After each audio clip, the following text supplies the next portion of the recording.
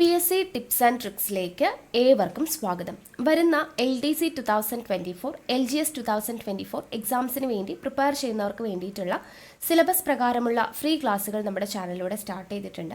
അപ്പോൾ ഇതുവരെ ഒരു ദിവസം നമ്മൾ 4 ക്ലാസ്സുകൾ വെച്ചാണ് നൽകിയിട്ടുണ്ടായിരുന്നത്. ഇന്ന് മുതൽ നമ്മൾ ക്ലാസ്സുകളുടെ എണ്ണം കൂട്ടുവാണ്. 6 ക്ലാസ്സുകളാണ് പ്രൊവൈഡ് ചെയ്യുന്നത്. അപ്പോൾ അതിൻ്റെ സമയം ഞാനൊന്ന് പറയാം. കാലത്ത് 6 മണിക്ക് നമ്മൾ നൽകുന്നത് ഇന്ത്യൻ ഹിസ്റ്ററിയുമായി ബന്ധപ്പെട്ട SCERT ആണ് ഇപ്പോൾ സ്റ്റാർട്ട് ചെയ്തിട്ടുള്ളത്. ദെൻ അത് കഴിഞ്ഞ് 9 മണിക്ക് നമ്മൾ സയൻസിനെ ബേസ് ചെയ്തിട്ടുള്ള SCERT, ഇപ്പോൾ ബയോളജിയാണ് സ്റ്റാർട്ട് ചെയ്തിട്ടുള്ളത്. ദെൻ 12 മണിക്ക് നമ്മൾ കോൺസ്റ്റിറ്റ്യൂഷൻ, ഇപ്പോൾ ഇതുവരെ എടുത്തിട്ട് കോൺസ്റ്റിറ്റ്യൂഷൻ ഓൾമോസ്റ്റ് കംപ്ലീറ്റ് ആവാറായിട്ടുണ്ട്. അപ്പോൾ അതിൻ്റെ കണ്ടിന്യൂഷൻ ആണ്. അത് കഴിയുമ്പോൾ നമ്മൾ അടുത്ത സബ്ജക്റ്റ് എക്കണോമിക്സ് സ്റ്റാർട്ട് ചെയ്യും. ഓക്കെ, അപ്പോൾ 12 മണിക്ക് അതാണ് വരുന്നത്. ദെൻ 3 മണിക്ക് ഇംഗ്ലീഷും മാത്സും മലയാളവും. അത് ഒരാഴ്ച നമ്മൾ 3ഉം കൂടെ കവറാകുന്ന രീതിയിലാണ്. 2 ദിവസം ഇംഗ്ലീഷ്, 2 ദിവസം മാത്സ്, 2 ദിവസം മലയാളം.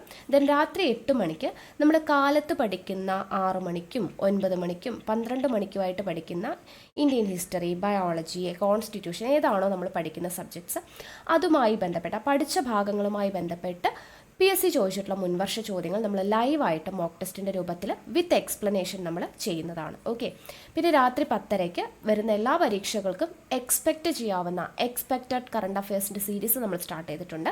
അപ്പോൾ 10:30 അതായിരിക്കും ലൈവായിട്ട് തന്നെ. അപ്പോൾ നിങ്ങൾക്ക് 2 ലൈവും 4 റെക്കോർഡും, അങ്ങനെ 6 ക്ലാസ്സുകളാണ് ഒരു ദിവസം പ്രൊവൈഡ് ചെയ്യുന്നത്. ക്ലാസ്സുകൾക്ക് പുറമേ നമ്മൾ ഒരാഴ്ച പഠിച്ച കാര്യങ്ങൾ എല്ലാ സൺഡേയും രാത്രി 8 മണിക്ക് ലൈവായിട്ട് റിവിഷൻ ചെയ്യും. കൂടാതെ ഒരു മാസം പഠിച്ച കാര്യങ്ങൾ ഇതുപോലെ ഒരു മാസം കഴിയുമ്പോൾ ഞായറാഴ്ച ഒരു ദിവസം രാത്രി 8 മണിക്ക് ലൈവായിട്ട് 100 മാർക്കിൻ്റെ ഒരു ചോദ്യത്തിന് 100 മാർക്കിൻ്റെ പരീക്ഷയായിട്ട് നമ്മൾ കണ്ടക്ട് ചെയ്യും. ഓക്കെ, അപ്പോൾ ഈ ഒരു രീതിയിലാണ് നമ്മൾ കൊണ്ടുപോകുന്നത്. ഒരു പെയ്ഡ് ക്ലാസ്സിൽ നിങ്ങൾക്ക് എത്രയും നല്ല രീതിയിൽ ക്ലാസ് കിട്ടോ അതേപോലെ സിസ്റ്റമാറ്റിക് ആയിട്ടാണ് ഫോളോ ചെയ്തു പോകുന്നത്. അപ്പോൾ കൃത്യമായിട്ട് ഫോളോ ചെയ്യുകയാണെങ്കിൽ നിങ്ങൾക്ക് നല്ലൊരു റാങ്കിലോട്ട് എത്താൻ വേണ്ടി നിങ്ങളെ ഹെൽപ്പ് ചെയ്യുന്ന ഒരു മെത്തേഡാണ്.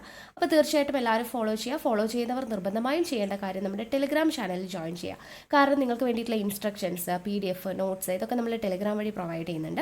സോ ടെലിഗ്രാമിൽ ജോയിൻ ചെയ്യാത്തവരുണ്ടെങ്കിൽ ജോയിൻ ചെയ്യുക. താഴെ ഡിസ്ക്രിപ്ഷൻ ബോക്സിലും കമൻറ്റ് ബോക്സിൽ ഫസ്റ്റ് കമൻ്റ് ആയിട്ട് ടെലിഗ്രാമിൻ്റെ ലിങ്ക് കൊടുത്തിട്ടുണ്ട്. അപ്പോൾ ഇന്നത്തെ നമ്മുടെ ക്ലാസ് എന്ന് പറയുന്നത് 9 മണിയുടെ ക്ലാസ് ബയോളജിയിൽ നമ്മൾ പഠിക്കാൻ വേണ്ടി പോകുന്നത് മനുഷ്യ ശരീരത്തെക്കുറിച്ചുള്ള പൊതു അറിവ്. അതാണ് നമ്മുടെ ആദ്യത്തെ ടോപ്പിക്ക്. അപ്പോൾ അത് നമ്മൾ SCERT ബേസ് ചെയ്തിട്ടാണ് ഞാൻ പറഞ്ഞെടുക്കുന്നത്. അപ്പോൾ അതിൽ ആദ്യം നമുക്ക് പഠിക്കേണ്ട ടോപ്പിക്ക് കോശം എന്ന് പറയുന്ന ഭാഗമാണ്. 3 SCERT ചാപ്റ്ററിലൂടെയാണ് നമ്മൾ കോശം എന്ന് പറയുന്ന ഭാഗം പഠിക്കുന്നത്. ആ 3 SCERT ചാപ്റ്റർ നമ്മൾ ഈ ഒരൊറ്റ വീഡിയോയിലൂടെയാണ് പഠിക്കാനായിട്ടും പോകുന്നത്. അപ്പോൾ 3 ചാപ്റ്ററുടെ പേര് ഞാൻ പറയാം. ജീവൻ്റെ ചെപ്പുകൾ, ഓക്കെ, അതുപോലെ കുഞ്ഞറയ്ക്കുള്ളിലെ ജീവരഹസ്യങ്ങൾ, കോശജാലങ്ങൾ. ഇങ്ങനെ 3 SCERT ചാപ്റ്ററിലൂടെയാണ് നമ്മൾ ഈ കോശം എന്ന് പറയുന്ന കലകൾ എന്ന് പറയുന്ന ഭാഗം പഠിക്കാനായിട്ട് പോകുന്നത്. അപ്പോൾ നോട്ട്ബുക്കും പെന്നും എടുത്തോളാം. എന്നിട്ട് ഞാൻ പറയുന്ന ചാപ്റ്ററുകളുടെ പേര് പറയുമ്പോൾ ചാപ്റ്ററിൻ്റെ പേര് എഴുതുക. ഏത് ക്ലാസ്സിലാണെന്നൊക്കെ ഞാൻ പറയും. അപ്പോൾ അതിൻ്റെ ചാപ്റ്ററിൻ്റെ പേര് എഴുതുക.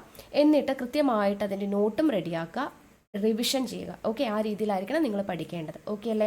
അപ്പോൾ ക്ലാസ്സിനോട്ട് കടക്കുന്നതിന് മുൻപ് നമ്മുടെ ക്ലാസ്സുകളൊക്കെ ഇഷ്ടമാവുന്നുണ്ടെങ്കിൽ ഒന്ന് ലൈക്ക് ചെയ്യുക, നിങ്ങളുടെ ഫ്രണ്ട്സിനൊക്കെ ഒന്ന് മാക്സിമം ഷെയർ ചെയ്ത് കൊടുക്കുക. അതുപോലെ തന്നെ എന്തെങ്കിലും സജഷൻസ് ഉണ്ടെങ്കിൽ താഴെ കമൻ്റ് ആയിട്ട് അറിയിക്കുക. ഓക്കെ, നമ്മൾ മാക്സിമം എഫേർട്ട് എടുത്തിട്ടാണ് ഇത്രയും ക്ലാസ്സുകൾ ഒരു ദിവസം 6 ക്ലാസ്സുകൾ വെച്ച് പ്രൊവൈഡ് ചെയ്യുന്നത്. സോ അതുകൊണ്ട് നിങ്ങളുടെ ഒരു സപ്പോർട്ടും കൂടെ ഞാൻ പ്രതീക്ഷിക്കുന്നുണ്ട്. ഓക്കെ, അപ്പോൾ എന്തായാലും നമുക്ക് ഒട്ടും വൈകാതെ ക്ലാസ്സിലോട്ട് കിടക്കാം. കോശം എന്ന് പറയുന്ന ഭാഗത്തുള്ള SCERT ചാപ്റ്റേഴ്സ് നോക്കാം. ആദ്യം നമ്മൾ പഠിക്കുന്നത് ജീവൻ്റെ ചെപ്പുകൾ എന്ന് പറയുന്ന ചാപ്റ്ററാണ്. നമുക്ക് സ്റ്റാർട്ട് ചെയ്യാം. 6ാം ക്ലാസ്സിലെ ജീവൻ്റെ ചെപ്പുകൾ. അപ്പോൾ 6ാം ക്ലാസ് ആയതുകൊണ്ട് തന്നെ വളരെ ബേസിക് ആയിട്ടുള്ള കുറച്ച് കാര്യങ്ങളാണ് ഇവിടെ നോക്കാനുള്ളൂ. അപ്പോൾ അതൊന്ന് നമുക്ക് നോക്കാം. ആദ്യം തന്നെ എന്താണ് കോശം എന്നുള്ളത് നമുക്ക് നോക്കാം. ഓക്കെ, ഇവിടെ നോക്കാം, ഒരു ബോക്സിനകത്ത് കൊടുത്തിട്ടുണ്ട് ജീവശരീരത്തിലെ ചെറുഘടകങ്ങൾ. അത് തന്നെയാണ് എന്ത് കോശം എന്ന് പറയുന്നത്. അതായത് നമ്മുടെ ജീവികളുടെ ശരീരം നിർമ്മിക്കപ്പെട്ടിരിക്കുന്നത് അനേകം ചെറുഘടകങ്ങൾ ചേർന്നിട്ടാണ്. ഓക്കെ, അപ്പോൾ ഇങ്ങനെയുള്ള ഈ ചെറുഘടകങ്ങളെയാണ് നമ്മൾ എന്തെന്ന് വിളിക്കുന്നത്? കോശങ്ങൾ അഥവാ സെൽസ് എന്ന് വിളിക്കുന്നത്. ഇനി ഒരു കോശം മാത്രമുള്ള ജീവികളും ഉണ്ട്, ഒന്നിൽ കൂടുതൽ കോശങ്ങളുള്ള ജീവികളും ഉണ്ട്. ഇങ്ങനെ ഒരു കോശം മാത്രമുള്ള ജീവികളെ നമ്മൾ ഏകകോശ ജീവികളെന്നും ഒന്നിൽ കൂടുതൽ കോശങ്ങളുള്ള ജീവികളെ നമ്മൾ എന്ത് വിളിക്കും? ബഹുകോശ ജീവികൾ എന്നും വിളിക്കും. ഓക്കെ, അപ്പോൾ എന്താണ് കോശം? ഇവിടെ നോക്കുക, ബോക്സിൽ കൊടുത്തിട്ടുള്ളത് ജീവശരീരം നിർമ്മിക്കപ്പെട്ടിരിക്കുന്നത് അനേകം ചെറുഘടകങ്ങൾ ചേർന്നാണ്. അപ്പോൾ ഇങ്ങനെ ജീവശരീരം നിർമ്മിക്കപ്പെട്ട ഈ ചെറുഘടകങ്ങളെയാണ് കോശങ്ങൾ അഥവാ സെൽസ് എന്ന് പറയുന്നത്. ഒരു കോശം മാത്രമുള്ള ജീവികളുണ്ട്. ഇവയാണ് എന്ത്? ഏകകോശ ജീവികൾ അഥവാ യൂണിസെല്ലുലാർ ഓർഗാനിസംസ്. അതിന് എക്സാമ്പിൾ ആണ്, അതായത് ഏകകോശ ജീവികൾക്ക് എക്സാമ്പിൾ ആണ് അമീബ, പാരമീസിയം, യുഗ്ലീന, ബാക്ടീരിയ. അപ്പോൾ അമീബ, പാരമീസിയം, യുഗ്ലീന, ബാക്ടീരിയ ഇതെല്ലാം എന്താണ്? ഏകകോശ ജീവികളാണ്. ഒരു കോശം മാത്രമേ അവയ്ക്കുള്ളൂ. ഓക്കെ, ഇനി ബഹുകോശ ജീവികൾ എന്ന് പറഞ്ഞാൽ എന്തായിരുന്നു? ഒന്നിലധികം കോശങ്ങളുള്ള ജീവികളാണ് ബഹുകോശ ജീവികൾ. അതിന് എക്സാമ്പിൾ ആരാണ്? നമ്മൾ മനുഷ്യരും ജന്തുക്കളും സസ്യങ്ങളും എല്ലാം തന്നെ എന്താണ്? ബഹുകോശ ജീവികളാണ്. ഓക്കെ, അപ്പോൾ കോശം എന്ന് പറഞ്ഞാൽ ഇത്രയേ ഉള്ളൂ. നമ്മുടെ ജീവശരീരം നിർമ്മിക്കപ്പെട്ടിരിക്കുന്ന അനേകം ചെറു ഘടകങ്ങളുണ്ട്. അവയാണ് കോശങ്ങൾ അഥവാ സെൽസ് എന്ന് പറയുന്നത്. ഒരു കോശമുള്ള ജീവിയാണ് ഏകകോശ ജീവി. ദെൻ ഒന്നിൽ കൂടുതൽ കോശമുള്ളത് ബഹുകോശ ജീവി. ഏകകോശ ജീവികൾക്ക് ഉദാഹരണമാണ് അമീബ, പാരമീസിയം, യുഗ്ലീന, ബാക്ടീരിയ. ബഹുകോശ ജീവികൾക്ക് എക്സാമ്പിൾ ആണ് സസ്യങ്ങളും ജന്തുക്കളും മനുഷ്യരും എല്ലാം. ഓക്കെ, അത്രയും കിട്ടിയല്ലോ. ഇനി നമുക്ക് കോശങ്ങളുടെ പ്രധാനപ്പെട്ട ഭാഗങ്ങളാണ് പഠിക്കാനുള്ളത്. ഇത് 6ാം ക്ലാസ് ആയതുകൊണ്ട് തന്നെ നമുക്ക് വളരെ ബേസിക് ആയിട്ടുള്ള, അതായത് പ്രധാനപ്പെട്ട 3 ഭാഗങ്ങളാണ് ഇവിടെ പഠിക്കാനായിട്ട് തന്നിട്ടുള്ളത്. ഒന്ന് കോശസ്തരം. ഇവിടെ പിക്ചർ നോക്കി നോക്കുക. കോശസ്തരം, കോശദ്രവ്യം, മർമ്മം. എന്താണ് കോശസ്തരം? നമുക്ക് പിക്ചർ കാണുമ്പോൾ തന്നെ അറിയാം, ഏറ്റവും പുറമേ ഉള്ള ആവരണമാണ് അല്ലേ. അപ്പോൾ അത്രയേ ഉള്ളൂ പഠിക്കാൻ. കോശത്തിൻ്റെ ആവരണമാണ് എന്തെന്ന് പറയുന്നത്? കോശസ്തരം എന്ന് പറയുന്നത്. കോശത്തിൻ്റെ ആവരണമാണ് എന്ത്? കോശസ്തരം ഇവിടെ കൊടുത്തിട്ടുണ്ട്. ഇനി മർമ്മം എന്ന് പറയുന്നത് എന്താണ്? കോശത്തിൻ്റെ കേന്ദ്രമാണ് എന്ത്? മർമ്മം. ഓക്കെ, കോശത്തിൻ്റെ കേന്ദ്രമാണ് എന്ത്? മർമ്മം. കോശത്തിൻ്റെ ആവരണമാണ് കോശസ്തരം. ഈ കോശസ്തരത്തിനകത്ത് നിറഞ്ഞിരിക്കുന്ന ദ്രവപദാർത്ഥമാണ് എന്ത്? കോശദ്രവ്യം എന്ന് പറയുന്നത്. ഓക്കെ, കോശസ്തരം എന്ന് പറഞ്ഞാൽ കോശത്തിൻ്റെ ആവരണം, മർമ്മം എന്ന് പറയുന്നത് കോശത്തിൻ്റെ കേന്ദ്രം, കോശദ്രവ്യം എന്താണ്? ഈ കോശസ്തരത്തിൽ നിറഞ്ഞിരിക്കുന്ന ദ്രവപദാർത്ഥമാണ് കോശദ്രവ്യം. ഇതാണ് പ്രധാനപ്പെട്ട 3 ഭാഗങ്ങൾ കോശത്തിൻ്റെ. പഠിച്ചല്ലോ. അപ്പോൾ 3 ഭാഗങ്ങൾ പഠിച്ചു. ഇനി നമുക്ക് പഠിക്കാനായിട്ടുള്ളത് ജന്തുകോശവും സസ്യകോശവും തമ്മിലുള്ള ഡിഫറൻസ് ഇവിടെ കൊടുത്തിട്ടുണ്ട്. അതായത് ഒരു ജന്തുകോശത്തിൻ്റെ പിക്ചർ കൊടുത്തിട്ടുണ്ട്, സസ്യകോശത്തിൻ്റെ പിക്ചറും കൊടുത്തിട്ടുണ്ട്. ഇനി അതിൽ രണ്ടിലുമുള്ള ഭാഗങ്ങൾ ഇവിടെ അടയാളപ്പെടുത്തിയിട്ടുണ്ട്. അപ്പോൾ ഒന്നിലില്ലാത്തത് മറ്റൊന്നിൽ ഉണ്ടാവില്ല. അപ്പോൾ അത് എന്തെങ്കിലും വ്യത്യാസമുള്ളത് എന്താണെന്നുള്ളത് നോക്കാം. ഓക്കെ, അപ്പോൾ ഇവിടെ മർമ്മം, ആദ്യത്തെ പാർട്ട് മർമ്മമാണ്. അത് രണ്ടിടത്തും ഉണ്ട് അല്ലേ. ബ്ലൂ കളറിൽ കാണപ്പെടുന്ന മർമ്മമാണ്, 2 ഭാഗത്തും ഉണ്ട്, കോമൺ ആണ്. അടുത്തത് ഹരിതകം. ഹരിതകം എവിടെ മാത്രമേ ഉള്ളൂ? സസ്യകോശത്തിൽ മാത്രമേ ഉള്ളൂ. ഈ ഗ്രീൻ കളറിൽ ഡോട്ട് ഡോട്ടായിട്ട് കൊടുത്തിരിക്കുന്നില്ല, അതാണ് ഹരിതകം അഥവാ ക്ലോറോപ്ലാസ്റ്റ്. നമുക്കറിയാം ഹരിതകം എന്ന് പറഞ്ഞാൽ എന്താണ് എന്നുള്ളത് അല്ലേ. അതായത് സസ്യങ്ങളിൽ ഇലകളിലാണ് എന്ത് നടക്കുന്നത്? പ്രകാശ സംശ്ലേഷണം നടക്കുന്നത് അല്ലെ. അപ്പോൾ ഇലകളിൽ പ്രകാശ സംശ്ലേഷണം നടക്കുന്നത് എവിടെയാണ്? ഈ ക്ലോറോപ്ലാസ്റ്റിൽ വെച്ചിട്ടാണ്. സസ്യങ്ങളുടെ അടുക്കള എന്നറിയപ്പെടുന്ന എന്താണ്? ഹരിതകം അഥവാ ക്ലോറോപ്ലാസ്റ്റ് ആണ്. അപ്പോൾ ഇലകളിലെ ക്ലോറോപ്ലാസ്റ്റ് അല്ലെങ്കിൽ ഹരിതകത്തിൽ വെച്ചിട്ടാണ് പ്രകാശ സംശ്ലേഷണം നടക്കുന്നത്. ഇതൊക്കെ നമ്മൾ ചെറിയ ക്ലാസ്സിൽ പഠിച്ചിട്ടുണ്ട് അല്ലേ. അപ്പോൾ ഹരിതകം അല്ലെങ്കിൽ ക്ലോറോപ്ലാസ്റ്റ് ഉള്ളത് എവിടെയാണ്? സസ്യകോശത്തിലാണ്. പച്ച കളറിൽ കാണുന്നില്ലേ, അതാണ് ഹരിതകം. അടുത്തത് കോശദ്രവ്യമാണ്. കോശദ്രവ്യം എന്ന് പറയുന്നത് 2 ഇടത്തും ഉണ്ട് അല്ലേ. കോശസ്തരത്തിനകത്ത് നിറഞ്ഞിരിക്കുന്ന എന്താണ്?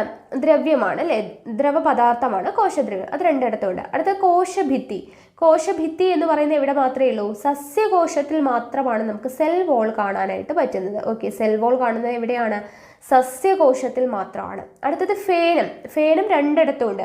ജന്തുകോശത്തിൽ ചെറിയ സർക്കുലർ ഷേപ്പിൽ കാണുന്നു. ദെൻ എന്താണ്? സസ്യകോശത്തിൽ കുറച്ച് വലിപ്പത്തിൽ ഇങ്ങനെ വൈറ്റ് കളറിൽ കാണപ്പെടുന്നില്ലേ, ഇതാണ് എന്താ? ഫേനം എന്ന് പറയുന്നത്. ഓക്കെ, അപ്പോൾ ഫേനം എന്ന് പറയുന്നത് 2 ഇടത്തും ഉള്ളതാണ്. ഇനി കോശസ്തരം. കോശസ്തരവും എന്താണ്?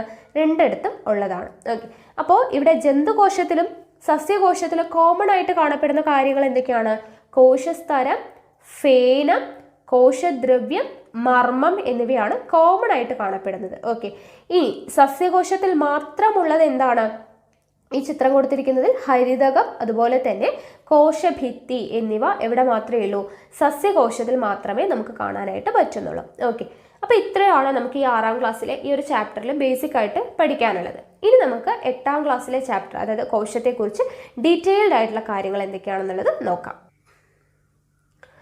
ആദ്യം തന്നെ നമുക്ക് ഇത് 8ാം ക്ലാസ്സിലെ 1ാമത്തെ ചാപ്റ്റർ ആണ് കേട്ടോ, കുഞ്ഞറയ്ക്കുള്ളിലെ ജീവരഹസ്യങ്ങൾ എന്ന് പറഞ്ഞിട്ട്. അപ്പോൾ കോശത്തെക്കുറിച്ച് നമ്മൾ ഡീറ്റെയിൽഡ് ആയിട്ട് ഇവിടെയാണ് പഠിക്കുന്നത്.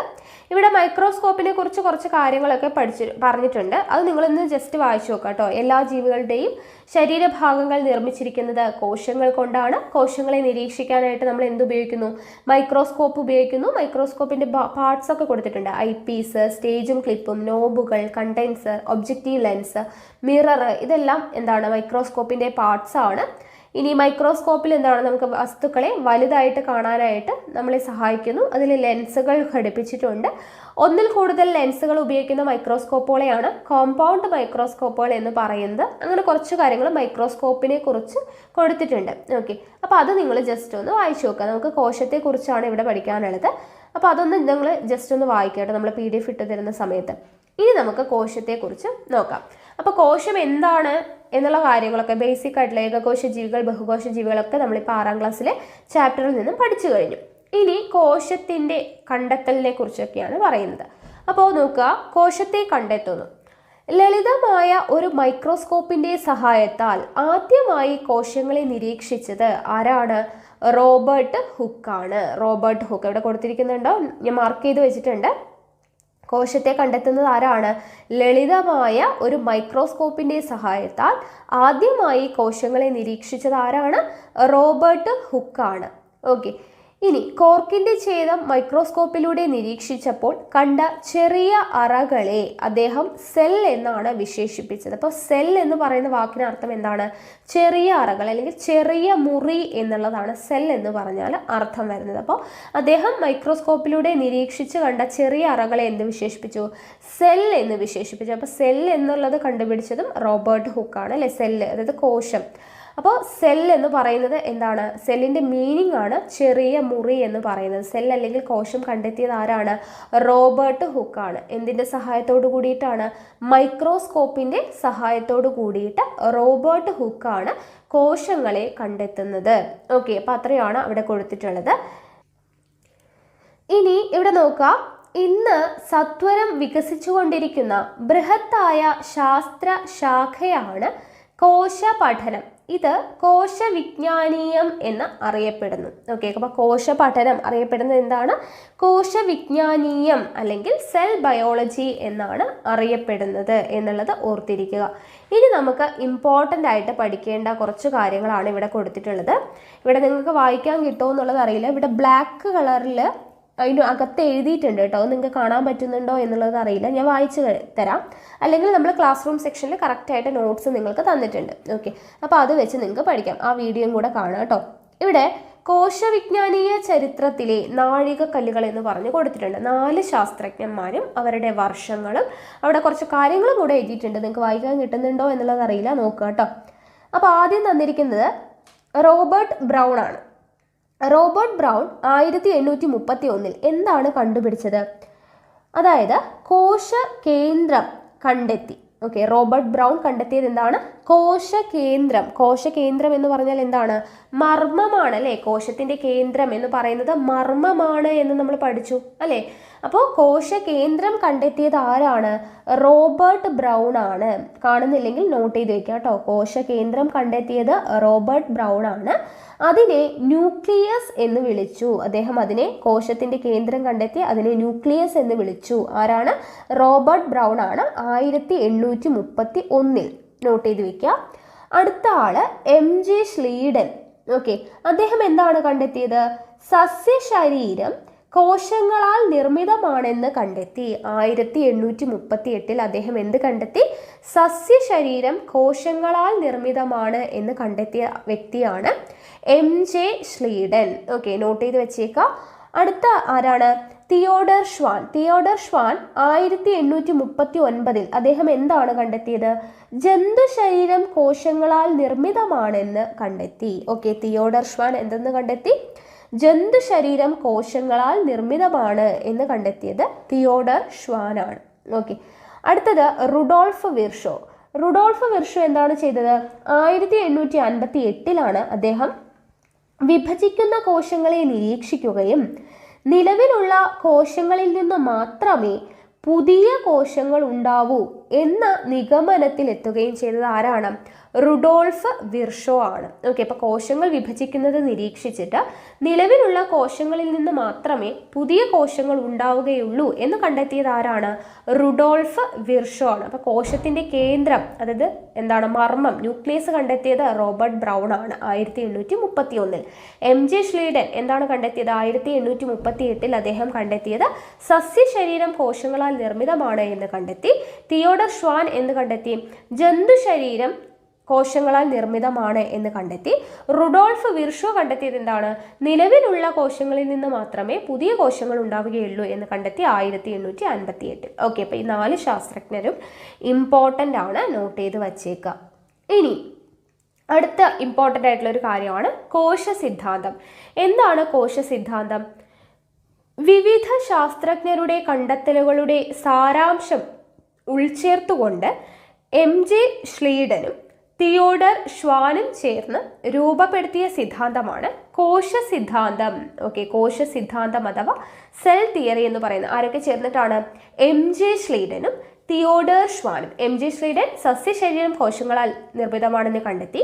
തിയോഡർ ഷ്വാൻ എന്ത് കണ്ടെത്തി? ജന്തുശരീരം കോശങ്ങളാൽ നിർമ്മിതമാണെന്ന് കണ്ടെത്തി. ഇവർ 2 പേരും കൂടെ ചേർന്നിട്ടാണ് കോശ സിദ്ധാന്തം കൊണ്ടുവരുന്നത്. ഓക്കെ, കോശ സിദ്ധാന്തം കൊണ്ടുവരുന്നത്. ഇനി ഈ കോശ സിദ്ധാന്തത്തിന്റെ പ്രധാനപ്പെട്ട 2 ആശയങ്ങൾ എന്തൊക്കെയാണ്? ഒന്ന്, എല്ലാ ജീവശരീരവും കോശനിർമ്മിതമാണ്. ഓക്കെ, കോശ സിദ്ധാന്തം അനുസരിച്ച് എല്ലാ ജീവശരീരവും കോശനിർമ്മിതമാണ്. ജീവികളുടെ ഘടനാപരവും ജീവധർമ്മപരവുമായിട്ടുള്ള അടിസ്ഥാന കണങ്ങളാണ് കോശങ്ങൾ. ഓക്കെ, കോശ സിദ്ധാന്തം അനുസരിച്ച് പ്രധാനപ്പെട്ട 2 ആശയങ്ങളാണ് കോശ സിദ്ധാന്തം മുന്നോട്ട് വച്ചത്. എന്തൊക്കെയാണ്? എല്ലാ ജീവശരീരവും കോശനിർമ്മിതമാണ്. ജീവികളുടെ ഘടനാപരവും ജീവധർമ്മപരവുമായിട്ടുള്ള അടിസ്ഥാന കണങ്ങളാണ് അല്ലെങ്കിൽ ഘടകങ്ങളാണ് എന്തെന്ന് പറയുന്നത്? കോശങ്ങൾ എന്ന് പറയുന്നത്. അപ്പോൾ കോശ സിദ്ധാന്തം എന്താണെന്ന് മനസ്സിലായല്ലോ. ആരാണത് കൊണ്ടുവന്നത്? MJ ഷ്ലീഡനും തിയോഡർ ഷ്വാനും ചേർന്നിട്ടാണ്. ഇനി കോശത്തിലെ ജീവധർമ്മങ്ങൾ, കോശത്തിന്റെ ധർമ്മങ്ങൾ എന്തൊക്കെയാണ് എന്നുള്ളതാണ് കൊടുത്തിട്ടുള്ളത്. എന്തൊക്കെയാണ്? ഒന്ന്, അന്യവസ്തുക്കളെ പ്രതിരോധിക്കുന്നു. ഓക്കെ, അന്യവസ്തുക്കളെ പ്രതിരോധിക്കുന്നു. ജൈവ തന്മാത്രകൾ നിർമ്മിക്കുന്നു. പോഷകങ്ങളിൽ നിന്ന് ഊർജം സ്വതന്ത്രമാക്കുന്നു. ഓക്കെ, അന്യവസ്തുക്കളെ പ്രതിരോധിക്കുന്നു, ജൈവ തന്മാത്രകൾ നിർമ്മിക്കുന്നു, പോഷകങ്ങളിൽ നിന്ന് എന്ത് സ്വതന്ത്രമാക്കുന്നു? ഊർജം സ്വതന്ത്രമാക്കുന്നു. ഇതാണ് കോശത്തിന്റെ പ്രധാനപ്പെട്ട ധർമ്മങ്ങൾ എന്ന് പറയുന്നത്. ഓക്കെ, ഇനി ഈ ധർമ്മങ്ങളെല്ലാം നിറവേറ്റാൻ തക്കവണ്ണം സങ്കീർണമാണ് കോശത്തിന്റെ ഘടന. ഓരോ ജീവധർമ്മവും നിറവേറ്റുന്നതിനായി കോശത്തിനുള്ളിൽ എന്തുണ്ട്? പ്രത്യേകമായിട്ടുള്ള ഭാഗങ്ങളുണ്ട്. ഇനി നമ്മൾ പഠിക്കാൻ പോകുന്നത് അതാണ്. ഓക്കെ, അപ്പോൾ ഇവിടെ നോക്കുക, ഒരു കോശം തന്നിട്ടുണ്ടല്ലേ. അപ്പോൾ ഇവിടെ സസ്യകോശമാണ് തന്നിട്ടുള്ളത്. സസ്യകോശത്തിന്റെ വിവിധ ഭാഗങ്ങൾ തന്നിട്ടുണ്ട്. എന്തൊക്കെയാണ്? മർമ്മം, കോശസ്തരം, റൈബോസോം, എൻഡോപ്ലാസ്മിക് റെറ്റിക്കുലം, കോശദ്രവ്യം, ഹരിതകണം, കോശഭിത്തി, മൈറ്റോകോൺട്രിയോൺ, ഫേനം, ഗോൾജി കോംപ്ലക്സ്. ഓക്കെ, അപ്പം നമ്മളിവിടെ പഠിച്ചിട്ടുണ്ടായിരുന്നല്ലേ ഹരിതകണം, അതുപോലെ തന്നെ കോശഭിത്തി. ഇതെല്ലാം സസ്യകോശത്തിൽ മാത്രമേ ഉണ്ടാവുകയുള്ളൂ എന്നൊക്കെ നമ്മൾ മുന്നേ പഠിച്ചില്ലേ. അപ്പോൾ ഇവിടെ സസ്യകോശത്തിന്റെ പിക്ചറാണ് കൊടുത്തിട്ടുള്ളത്. ഇനി ഇവിടെ എന്താണ് ജീവദ്രവ്യവും കോശദ്രവ്യവും എന്ന് തന്നിട്ടുണ്ട്. നോക്കുക, കോശസ്തരത്തിനുള്ളിലെ എല്ലാ പദാർത്ഥങ്ങളെയും ചേർത്ത് ജീവദ്രവ്യം എന്ന് പറയുന്നു. ഓക്കെ, കോശസ്തരത്തിനുള്ളിലെ എല്ലാ പദാർത്ഥങ്ങളെയും, അതായത് ഇതെല്ലാം കോശസ്തരത്തിലെ എല്ലാ പദാർത്ഥങ്ങളും എന്ന് പറഞ്ഞാൽ എന്താണ്? എല്ലാം വരെ, അതായത് കോശസ്തരത്തിൽ റൈബോസോം ഉണ്ട്, എൻഡോപ്ലാസ്മിക് റെറ്റിക്കുലം ഉണ്ട്, കോശദ്രവ്യമുണ്ട്, ഹരിതകണമുണ്ട്, മൈറ്റോകോൺട്രിയോൺ ഉണ്ട്, കോശഭിത്തിയുണ്ട്, ഫേനമുണ്ട്, ഗോൾജി കോംപ്ലക്സ്, അങ്ങനെ എല്ലാ സാധനങ്ങളും കൂടെ ചേർത്തിട്ട് മൊത്തത്തിൽ നമ്മൾ ഇതിനെ എന്ത് പറയും? ജീവദ്രവ്യം എന്ന് പറയും. കോശസ്തരത്തിനുള്ളിലുള്ള എല്ലാം ചേർത്ത്, മർമ്മവും എല്ലാം ചേർത്ത്, എല്ലാത്തും കൂടെ ചേർത്തിട്ടുള്ളതാണ് ജീവദ്രവ്യം. ഇനി ഇതിലെ മർമ്മം ഒഴിച്ചു നിർത്തിയാൽ, ഈ മർമ്മം ബ്ലൂ കളറിൽ ഇവിടെ കാണുന്നില്ലേ, ഈ മർമ്മം ഒഴിച്ചു നിർത്തി ബാക്കി ഭാഗങ്ങളെല്ലാം കൂടെ ചേർത്ത് പറയുന്നതാണ് കോശദ്രവ്യം എന്ന് പറയുന്നത്. ഓക്കെ, അപ്പോൾ കോശസ്തരത്തിനുള്ളിലെ എല്ലാ പദാർത്ഥങ്ങളെയും ചേർത്ത് നമ്മൾ എന്ത് പറയും? ജീവദ്രവ്യം അല്ലെങ്കിൽ പ്രോട്ടോപ്ലാസം എന്ന് പറയും. ഈ ജീവദ്രവ്യത്തിൽ മർമ്മം മാറ്റി നിർത്തി കഴിഞ്ഞാൽ ബാക്കിയുള്ള ഭാഗത്തെ എന്ത് വിളിക്കും? കോശദ്രവ്യം അഥവാ സൈറ്റോപ്ലാസം എന്നാണ് നമ്മൾ വിളിക്കുന്നത്. ഓക്കെ, അപ്പോൾ ജീവദ്രവ്യം എന്താണ്, കോശദ്രവ്യം എന്താണ് എന്നുള്ളത് പഠിച്ചു വെക്കുക കേട്ടോ. കോശസ്തരത്തിനുള്ളിലെ എല്ലാ പദാർത്ഥങ്ങളും, മർമ്മം, റൈബോസോം, മൈറ്റോകോൺട്രിയ, ഗോൾജി കോംപ്ലക്സ്, അങ്ങനെയുള്ള എല്ലാ പദാർത്ഥങ്ങളെയും കൂടെ ചേർത്ത് ജീവദ്രവ്യം എന്ന് പറയും. അതിൽ മർമ്മം മാറ്റി നിർത്തി ബാക്കിയുള്ളതിനെ കൂടെ ചേർത്ത് എന്ത് പറയും, സൈറ്റോപ്ലാസം അഥവാ കോശദ്രവ്യം എന്ന് പറയും. കിട്ടിയല്ലോ. ഇനി ജീവൽ പ്രവർത്തനങ്ങൾക്ക് ആവശ്യമായ എല്ലാ ഘടകങ്ങളും കോശദ്രവ്യത്തിൽ അടങ്ങിയിട്ടുണ്ട്. ജീവധർമ്മങ്ങളുടെ നിർവഹണത്തിനായി കോശദ്രവ്യത്തിൽ കാണപ്പെടുന്ന സവിശേഷ ഘടകങ്ങളാണ് കോശാംഗങ്ങൾ. ഓക്കെ, എന്താണ്, അതായത് കോശദ്രവ്യത്തിനകത്ത് നമ്മൾ പറഞ്ഞു എല്ലാ ജീവൽ പ്രവർത്തനങ്ങൾക്ക് ആവശ്യമായിട്ടുള്ള ഘടകങ്ങളും ഉണ്ട്. നമ്മൾ പറഞ്ഞ മൈറ്റോകോൺട്രിയ, ഗോൾജി കോംപ്ലക്സ്, റൈബോസോം, ഇതെല്ലാം എന്താണ്, കോശദ്രവ്യത്തിലുള്ള ഘടകങ്ങളാണ്. അപ്പോൾ ഇവയാണ് നമ്മൾ എന്തെന്ന് വിളിക്കുന്നത്, സെൽ ഓർഗനൽസ് അല്ലെങ്കിൽ കോശാംഗങ്ങൾ എന്ന് വിളിക്കുന്നത്. ഓക്കെ, കോശദ്രവ്യത്തിൽ കാണപ്പെടുന്ന ഈ എല്ലാ ഘടകങ്ങളെയും നമ്മൾ എന്തെന്ന് വിളിക്കുന്നു, കോശാംഗങ്ങൾ എന്ന് വിളിക്കുന്നു. അപ്പോൾ ഓരോ കോശാംഗം എടുത്തു കഴിഞ്ഞാലും അതിനൊരു പ്രത്യേക ഫംഗ്ഷൻ ഉണ്ട്. അപ്പോൾ അതെന്താണ് എന്നുള്ളതാണ് അടുത്തത് പറയുന്നത്. ആദ്യം തന്നെ മൈറ്റോകോൺട്രിയോൺ കൊടുത്തിട്ടുണ്ട് അല്ലേ. മൈറ്റോകോൺട്രിയോണിന്റെ ഫംഗ്ഷൻ എന്താണ് നോക്കുക. കോശത്തിലെ ഊർജ നിലയം ഊർജ നിർമ്മാണത്തിനും സംഭരണത്തിനും സഹായിക്കുന്നു. കോശത്തിലെ ഊർജ നിലയമാണ് എന്ത്, മൈറ്റോകോൺട്രിയോൺ. ഓക്കെ, മൈറ്റോകോൺട്രിയോൺ ആണ് കോശത്തിലെ ഊർജ നിലയം എന്നറിയപ്പെടുന്നത്. ഊർജ നിർമ്മാണത്തിനും സംഭരണത്തിനും സഹായിക്കുന്നത് ആരാണ്, മൈറ്റോകോൺട്രിയോൺ ആണ്. ഇനി ഊർജ ആവശ്യം കൂടുതലുള്ള കരൾ, തലച്ചോറ്, പേശികൾ എന്നിവയിലെ കോശങ്ങളിൽ കൂടുതലായിട്ട് കാണപ്പെടുന്നു. അപ്പോൾ എവിടെയാണ് മൈറ്റോകോൺട്രിയോൺ കാണപ്പെടുന്നത്, ഊർജത്തിന്റെ ആവശ്യം ഏറ്റവും കൂടുതലുള്ള കരൾ, തലച്ചോറ്, പേശികൾ എന്നിവിടങ്ങളിലാണ് ഏറ്റവും കൂടുതൽ എന്ത് കാണപ്പെടുന്നത്, മൈറ്റോകോൺട്രിയോൺ കാണപ്പെടുന്നത്. അപ്പോൾ ഊർജവുമായി ബന്ധപ്പെട്ട ആളാണ് മൈറ്റോകോൺട്രിയോൺ എന്നുള്ളത് ഓർത്തിരിക്കുക. അടുത്തത് എൻഡോപ്ലാസ്മിക് റെറ്റിക്കുലം. എൻഡോപ്ലാസ്മിക് റെറ്റിക്കുലം എന്ന് പറയുമ്പോൾ കോശത്തിനുള്ളിലെ സഞ്ചാരപാതയാണ്. ഓക്കെ, കോശത്തിനുള്ളിലെ സഞ്ചാരപാതയാണ് എൻഡോപ്ലാസ്മിക് റെറ്റിക്കുലം എന്ന് പറയുന്നത്. കോശത്തിനുള്ളിൽ പദാർത്ഥ സംവഹനം നടക്കുന്നത് ഇതിലൂടെയാണ്, സഞ്ചാരപാതയാണ്. അപ്പോൾ പദാർത്ഥ സംവഹനം നടക്കുന്ന എന്തിലൂടെയാണ്, എൻഡോപ്ലാസ്മിക് റെറ്റിക്കുലത്തിലൂടെയാണ്. കോശത്തിന് ദൃഢതയും ആകൃതിയും നൽകുന്നതിന് എന്ത് വിളിക്കുന്നു, കോശാസ്ഥികൂടം എന്ന് വിളിക്കുന്നു. അപ്പോൾ കോശത്തിന് ആകൃതിയും ദൃഢതയും നൽകുന്നത് എൻഡോപ്ലാസ്മിക് റെറ്റിക്കുലമാണ്. അതുകൊണ്ട് തന്നെ കോശാസ്ഥികൂടം എന്ന് വിളിക്കപ്പെടുന്നത് എൻഡോപ്ലാസ്മിക് റെറ്റിക്കുലമാണ് എന്നുള്ളത് ഓർത്തിരിക്കുക. കോശാസ്ഥികൂടം എന്ന് അറിയപ്പെടുന്നു. ഓക്കെ, അപ്പോൾ ഇതെല്ലാം ഇതിൻ്റെ ഓരോ പേരുകൾ, കോശാസ്ഥികൂടം അല്ലെങ്കിൽ ഊർജ്ജ നിലയം എന്നുള്ളതൊക്കെ നമ്മൾ എന്താണ് കോഡ് വെച്ചിട്ട് ഓർത്ത് വെക്കാൻ വേണ്ടിയിട്ട് നമ്മൾ ക്ലാസ് റൂം സെക്ഷനിൽ പറഞ്ഞിട്ടുണ്ടായിരുന്നു അല്ലേ. അപ്പോൾ അതൊന്ന് കണ്ടു നോക്കിക്കഴിഞ്ഞാൽ നിങ്ങൾക്ക് ഈസി ആയിട്ട് പഠിക്കാൻ പറ്റും. ഓക്കെ ആണല്ലോ. അപ്പോൾ ആ വീഡിയോ കൂടെ കണ്ടു നോക്കുക. അപ്പോൾ കോശത്തിന് ദൃഢതയും ആകൃതിയും നൽകുന്നതുകൊണ്ട് കോശാസ്ഥികൂടം എന്നറിയപ്പെടുന്നത് എൻഡോപ്ലാസ്മിക് റെറ്റിക്കുലമാണ്. കോശത്തിനുള്ളിലെ സഞ്ചാരപാതയാണ്, പദാർത്ഥ സംവഹനം നടത്തുന്നു. മൈറ്റോകോൺട്രിയൻ എന്തായിരുന്നു പറഞ്ഞത്, കോശത്തിലെ ഊർജ്ജ നിലയമാണ്, ഊർജ്ജ നിർമ്മാണത്തിനും സംഭരണത്തിനും സഹായിക്കുന്നു. കരൾ, തലച്ചോറ്, പേശികൾ എന്നിവിടങ്ങളിലാണ് കൂടുതലായിട്ട് കാണപ്പെടുന്നത്. അടുത്ത ആളാണ് റൈബോസോം. റൈബോസോം എന്ന് പറയുമ്പോൾ കോശത്തിലെ മാംസ്യ നിർമ്മാണ കേന്ദ്രമാണ്. കോശത്തിലെ മാംസ്യ നിർമ്മാണ കേന്ദ്രം എൻഡോപ്ലാസ്മിക് റെറ്റിക്കുലത്തോട് ചേർന്നോ കോശദ്രവ്യത്തിൽ സ്വതന്ത്രമായോ കാണപ്പെടുന്നു. ഒന്നുകിൽ എൻഡോപ്ലാസ്മിക് റെറ്റിക്കുലത്തിനോട് ചേർന്ന് കാണപ്പെടുന്നു, അല്ലെങ്കിൽ എന്ത് ചെയ്യും, സ്വതന്ത്രമായിട്ടോ കാണപ്പെടുന്നു. റൈബോസോം എന്താണ് ചെയ്യുന്നത്, മാംസ്യ നിർമ്മാണ കേന്ദ്രമാണ്. കോശത്തിലെ മാംസ്യ നിർമ്മാണ കേന്ദ്രം. ഓക്കെ, അടുത്തത് ഫേനം അഥവാ വാക്യൂൾ എന്ന് പറയുന്നത് എന്താണ്, ടോണോപ്ലാസ്റ്റ് എന്ന സവിശേഷ സ്ഥലത്താൽ ആവരണം ചെയ്യപ്പെട്ടിരിക്കുന്നു. ഫേനത്തെ ടോണോപ്ലാസ്റ്റ് എന്ന് പറയുന്ന സവിശേഷ സ്ഥലം കൊണ്ട് ആവരണം ചെയ്യപ്പെട്ടിരിക്കുന്നു. ജലം, ലവണങ്ങൾ, വിസർജ്യ വസ്തുക്കൾ എന്നിവ സംഭരിക്കുന്നത് ആരാണ്, ഫേനമാണ്. ഓക്കെ, ജലം, ലവണങ്ങൾ, വിസർജ്യ വസ്തുക്കൾ തുടങ്ങിയവ സംഭരിക്കുന്നത് ആരാണ്, ഫേനമാണ് എന്നുള്ളത് ഓർത്തിരിക്കുക. അടുത്തത് ഗോൾജി കോംപ്ലക്സ്. ഗോൾജി കോംപ്ലക്സിന്റെ എന്താണ്, രാസാഗ്നികൾ, ഹോർമോണുകൾ, ശ്ലേഷ്മരസം തുടങ്ങിയ കോശസ്രവങ്ങളെ ചെറുസ്തര സഞ്ചികളിലാക്കുന്നു. രാസാഗ്നികൾ, ഹോർമോണുകൾ, ശ്ലേഷ്മരസം തുടങ്ങിയ കോശസ്രവങ്ങളെ എന്ത് ചെയ്യുന്നു, ചെറുസ്തര സഞ്ചികളിലാക്കുന്നു. ഓക്കെ, ഗ്രന്ഥി കോശങ്ങളിലാണ് കൂടുതലായിട്ട് എന്ത് കാണപ്പെടുന്നത്, ഗോൾജി കോംപ്ലക്സ് കാണപ്പെടുന്നത്. ഓക്കെ, ഗ്രന്ഥി കോശങ്ങളിൽ കാണപ്പെടുന്നു. അപ്പോൾ ഇവിടെ ഓരോ പാർട്സ് കൊടുത്തിട്ടുണ്ട്, അതിൻ്റെ ഫംഗ്ഷൻ കൊടുത്തിട്ടുണ്ട്. നമ്മളിപ്പോൾ പഠിച്ചതല്ലേ ഉള്ളൂ. അപ്പോൾ അതവിടെ ഒന്ന് എഴുതി ചേർക്കാനായിട്ട് നോക്കുക. ഇനി അടുത്തത് നോക്കുക, കോശവിജ്ഞാനീയത്തിന്റെ വളർച്ചയുടെ പടവുകൾ എന്ന് പറഞ്ഞു കൊടുത്തിട്ടുണ്ട്. കോശവിജ്ഞാനീയത്തിന്റെ വളർച്ച മൈക്രോസ്കോപ്പുകളുടെ ഗവേഷണ രംഗത്തുണ്ടായ വളർച്ചയുടെ ഫലമാണ് എന്ന് പറയാം. സാധാരണ മൈക്രോസ്കോപ്പുകൾക്ക് വസ്തുക്കളെ പരമാവധി 2000 മടങ്ങ് മാത്രമേ വലുതായി കാണാൻ കഴിയൂ. പ്രകാശ സ്രോതസ്സിന് പകരം ഇലക്ട്രോണുകളെ ഉപയോഗപ്പെടുത്തുന്നവയാണ് ഇലക്ട്രോൺ മൈക്രോസ്കോപ്പുകൾ. വസ്തുക്കളെ വ്യക്തതയോടെ അനേക ലക്ഷം മടങ്ങ് വലുപ്പത്തിൽ കാണിക്കാൻ കഴിയുന്ന ഇലക്ട്രോൺ മൈക്രോസ്കോപ്പുകളുടെ ആവിർഭാവത്തോടുകൂടിയാണ് കോശത്തിനുള്ളിലെ സൂക്ഷ്മ ഘടകങ്ങളായ കോശാംഗങ്ങളെ കുറിച്ച് നമുക്ക് വ്യക്തമായ ധാരണ ലഭിച്ചത്. അപ്പോൾ ഇവിടെ മൈക്രോസ്കോപ്പിനെ കുറിച്ചാണ് പറയുന്നത്. നിങ്ങൾ ജസ്റ്റ് ഒന്ന് വായിച്ചു നോക്കുക കേട്ടോ.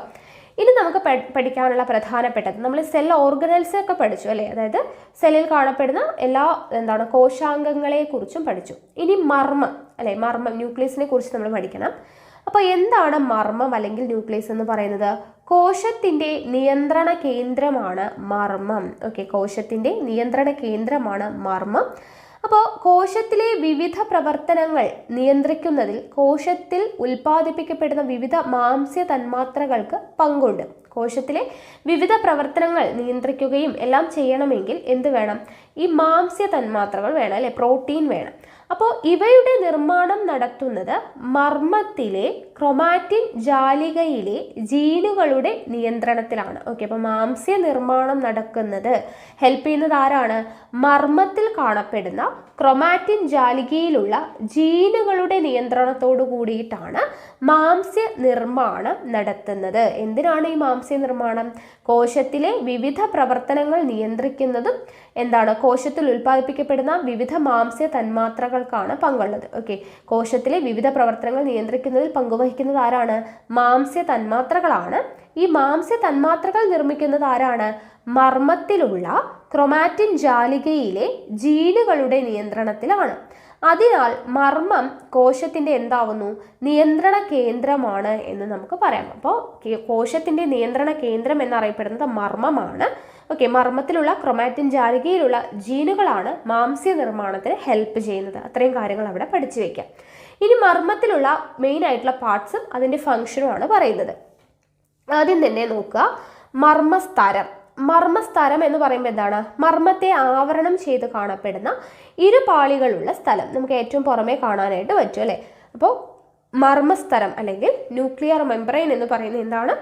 മർമ്മത്തെ ആവരണം ചെയ്ത് കാണപ്പെടുന്ന ഇരുപാളികളുള്ള സ്ഥലമാണ് മർമ്മസ്തരം. ഇനി അടുത്തത് മർമ്മദ്രവ്യം. മർമ്മദ്രവ്യം അല്ലെങ്കിൽ ന്യൂക്ലിയോപ്ലാസം എന്ന് പറഞ്ഞാൽ എന്താണ്? മർമ്മത്തിനുള്ളിലെ ദ്രാവക ഭാഗമാണ് എന്ത്? ദ്രവ്യം എന്ന് പറയുമ്പോൾ തന്നെ നമുക്കറിയാം ദ്രാവക ഭാഗമാണ് അല്ലേ. അപ്പം മർമ്മദ്രവ്യം എന്ന് പറയുമ്പോൾ മർമ്മത്തിനുള്ളിലെ ദ്രാവക ഭാഗമാണ് മർമ്മദ്രവ്യം.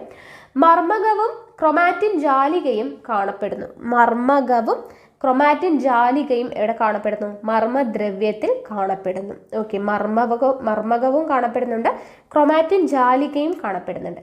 ഇനി അപ്പോൾ ഈ മർമ്മകവും ക്രൊമാറ്റിൻ ജാലികയും എന്താണ് എന്നുള്ളത് നോക്കണം.